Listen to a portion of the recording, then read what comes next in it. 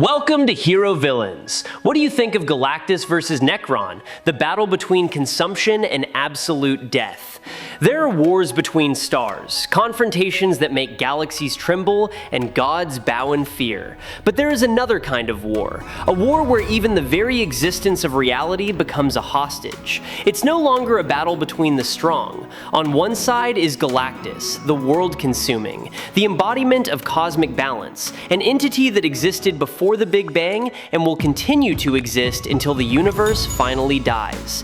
He is not a villain. He is not a hero. He is a humanoid force of nature, something that even the Celestials, the gods who created humankind, respect.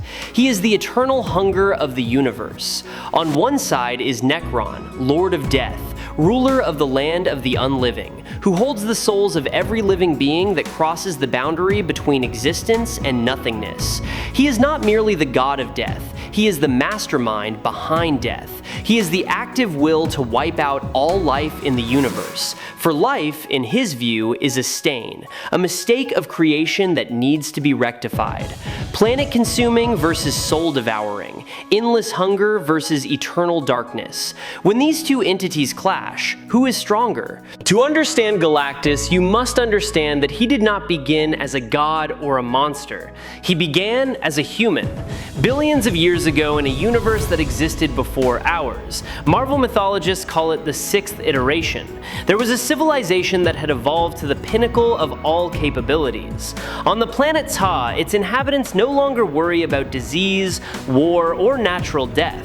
They are the most advanced species that has ever existed in real history, and among them there is one who is more special than all the others: Galan. Galan is an astronaut, a scientist, a philosopher. He is not a king or a leader, but he is the only one who dares to ask the biggest question: how will the universe end, and what will happen afterward? The sixth universe is dying. Everything is shrinking to a single point, the crunch, the antithesis of the Big Bang. Every star, every planet, every living thing is being swept into the final destruction. Humanity on Ta is desperate, committing mass suicide, awaiting the inevitable end. But Galan refuses to die, refuses to fight. He pilots the largest spaceship the Ta civilization has ever built, gathers all those who still want to live, and plunges straight into the center of the Great Annihilation. Not out of despair, but because in that moment, Galan made contact with eternity, the embodiment of the dying universe itself, and understood that the death of one universe is the birth of the next. Eternity, in its final fading moment, poured all its remaining energy into a single vessel: Galan. Humanity could not contain that power and remain human. Galan died with the sixth universe, but his spiritual essence, bathed in the energy of a crumbling universe, existed within the cosmic egg, waiting throughout the Big Bang to create a new universe. Billions of years passed. When the egg broke, a new being entered the nascent universe, and Galactus was born. But the price of that existence was an unending hunger.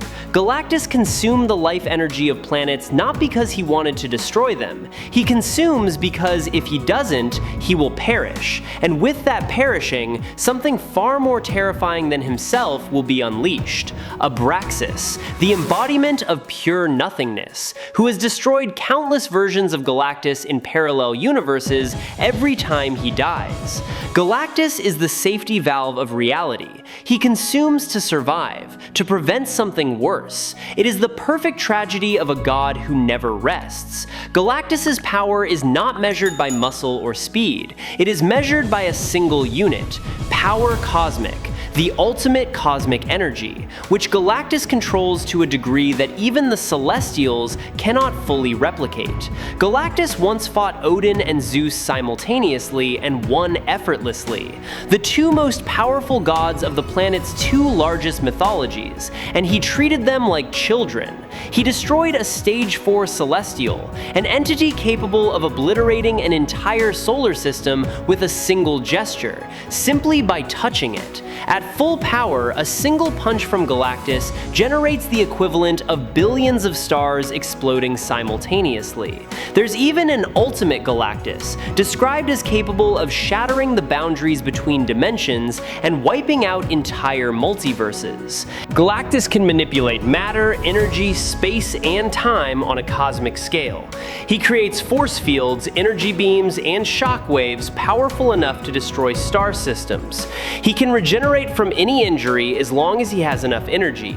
He even regenerated his body after being attacked by Molecule Man, who can dissolve all matter in the universe. Theoretically, Galactus cannot be killed by conventional means. Even if his physical body is destroyed, his spiritual essence persists and can regenerate. Furthermore, other cosmic entities such as Eternity and Death, the personification of death in Marvel, have repeatedly intervened to prevent Galactus's permanent destruction, as his existence is essential to the balance of the universe. Galactus can bestow a portion of his power upon others, creating heralds, messengers, such as Silver Surfer, Terrax, and Airwalker. These heralds, with only a small fraction of their power cosmic, are powerful enough to confront godlike entities. This demonstrates the immeasurable depth of his energy reserves. Galactus exists beyond the concepts of good and evil. He is unaffected by ordinary sacred weapons or curses. Even the Infinity Gauntlet, which empowered Thanos to wipe out half the universe's life, has only limited effectiveness against entities like Galactus at full power.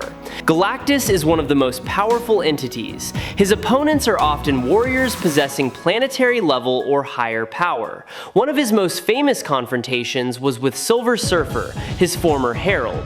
Galactus also clashed with Thor, the thunder god of Asgard. Thor used his divine powers and ancient weapons to fight against the world-devouring being. The Fantastic Four are also a group of heroes who have repeatedly confronted Galactus, notably Reed Richards, who used his intellect to threaten or repel him. Besides heroes, Galactus has also fought cosmic-scale entities such as Ego the Living Planet, Abraxas, and especially Thanos in several major storylines. He has also faced members of the Celestials, multiverse forces, and those with the power to manipulate reality. Each of Galactus's battles often not only destroys cities, but can shake entire galaxies. I really hope you'll subscribe to the channel. It would help us a lot, and you're the best. Thank you so much. If Galactus is the tragedy of a human being who transcended the boundaries of humanity to become something greater, then Nekron is something that was never human and never wanted to be human. According to DC mythology, before the universe existed, there was only darkness. Not darkness in the simple sense, no light, but darkness in an ontological sense. No existence, no consciousness, no time. Only nothingness. Then a being of light appeared and touched that darkness. From that contact, the universe erupted and life was born.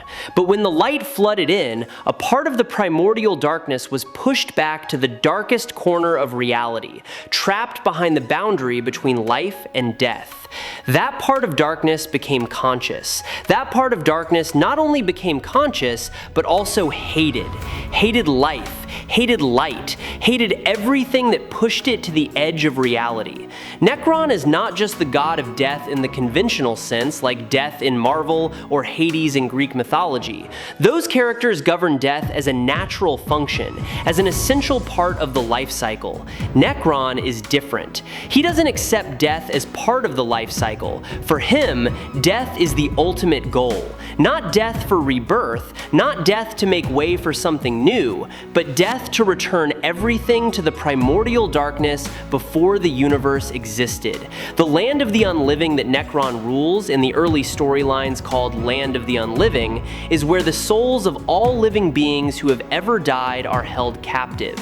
Not heaven, not hell in the sense of reward or punishment, but a prison. A prison where Nekron gathers power from the souls of the dead, accumulating it over billions of years, waiting for the day he can break the chains and wipe them all out. Nekron's power peaked in Blackest Night, where he created the Black Lantern rings, rings that distribute deadly energy capable of resurrecting the dead and turning them into his tools. He didn't just resurrect ordinary deceased characters, he resurrected Superman, Wonder Woman, Green Arrow, Donna Troy, and countless other superheroes, turning the most powerful icons of the DC universe into puppets in his hands. But that ability was merely a facade. Nekron's true power lay in a secret few knew. Every being that had ever died and been resurrected, including Superman, including Hal Jordan, including Barry Allen, had an unbroken psychic connection to Nekron, an invisible thread linking them to the dead.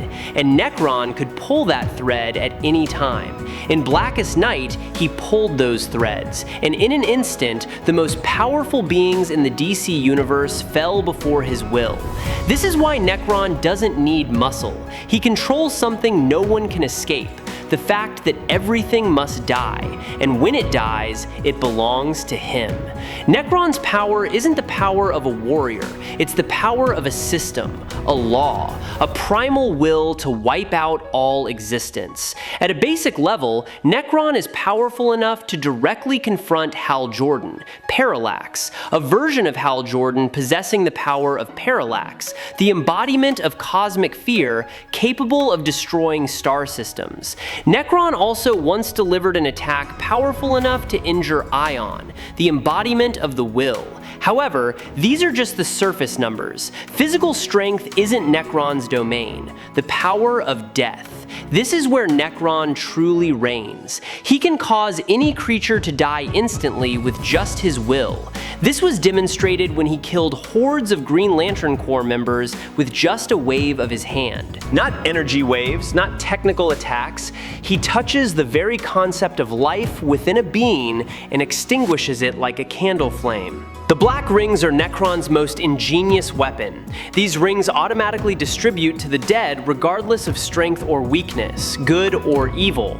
They resurrect corpses with all their life force and memories, but without emotion or will, only Nekron's commands. In Blackest Night, the Legion of the Dead included Aquaman, Hawkman, Hawkgirl, Firestorm, Green Arrow, Elongated Man, and thousands of other entities, an endless army made from the most powerful beings who have ever died in the history of the DC universe. Death Tether. As mentioned, this is the most terrifying thing any creature that has ever died and been resurrected.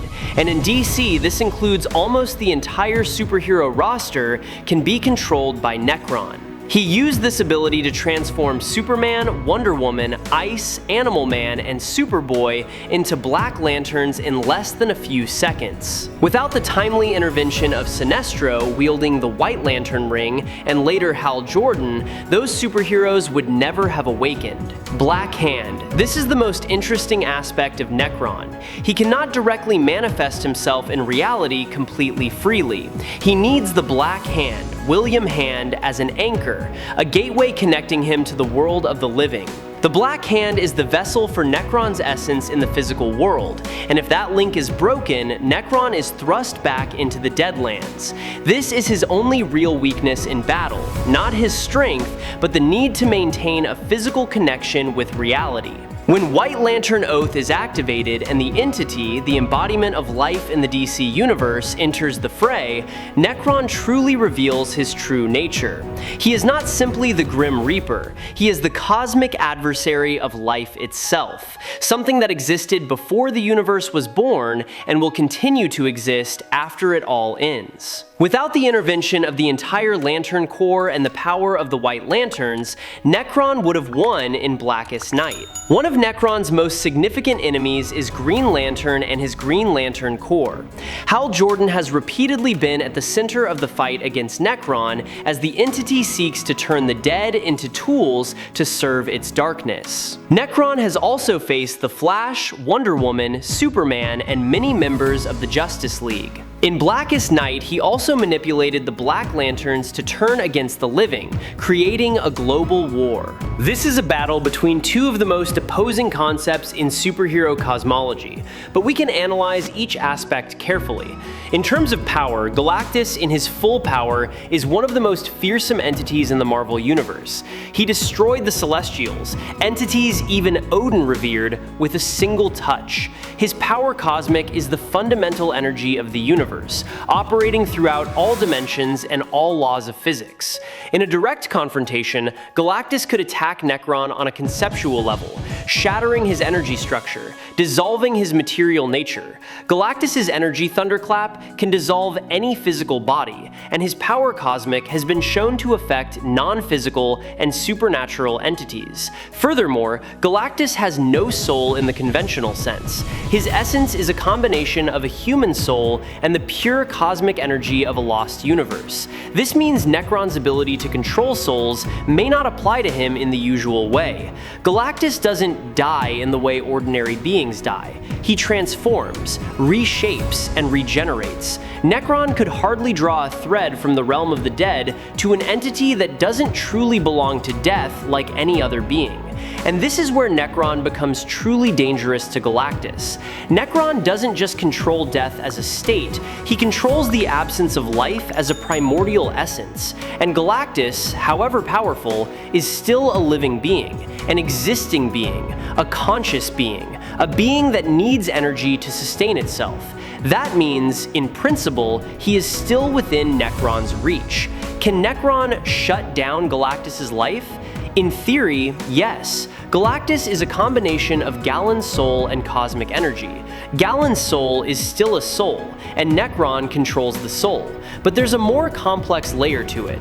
Galactus isn't just Galen, he is Galactus, the embodiment of the power of a dead universe. He carries within him the energy signature of an entirely different reality, a reality Nekron has no jurisdiction over. Could Nekron reach across the boundaries between universes to pull Galen's soul? This is a question that comic theorists are still debating. Furthermore, Nekron's Legion of the Undead would be a serious problem. Galactus has bestowed power cosmic upon countless heralds over the centuries. Some have died. If Nekron could resurrect Galactus's former heralds and wield that power cosmic directly against its master, Galactus would face attacks of his own power. This isn't just theory. In Blackest Night, Nekron used the power of heroes against their own comrades. There's reason to believe he would do the same to Galactus. This is a battle where the outcome depends not just on power, but on the cosmological nature of each entity. Galactus is superior in terms of pure firepower. In his fully charged state, his power cosmic is a proven force capable of destroying even the Celestials, the most powerful entities in the Marvel mythology system. If this were a battle of pure power, Galactus would win without difficulty. But Nekron doesn't fight with power. He fights with the essence of reality. And within the DC system, that very nature allows him access to even the most powerful entities, as long as they are alive and capable of death. If so, if Nekron's rules apply universally to all conscious beings in all universes, then Nekron wins. Galen's soul, though enveloped by the power cosmic, is still a soul. And when Galactus finally runs out of energy, because hunger will do that if he doesn't find a new consumer, that soul will fall into Nekron's hands. Then Nekron would have a zombie Galactus wielding the full power of the cosmic, and the Marvel Universe would end. If not, if Galactus as an extraterrestrial entity outside the DC universe is not bound by Nekron's rules, then Galactus wins in a practical sense. He consumes the Deadlands, destroys Nekron's material anchor, and in the remaining cold vacuum, Nekron is thrust back into the primordial darkness, no longer anchored to reality. Not death, for Nekron cannot truly die, but eternal imprisonment in nothingness, inaccessible to the world of the living. In the short term, Nekron has the tactical advantage. He understands the battlefield, he has an unlimited army, and he can use Galactus's history against him in ways Galactus cannot predict. In the long term, Galactus has the strategic advantage. He doesn't need victory in the traditional sense. He only needs to consume enough to survive.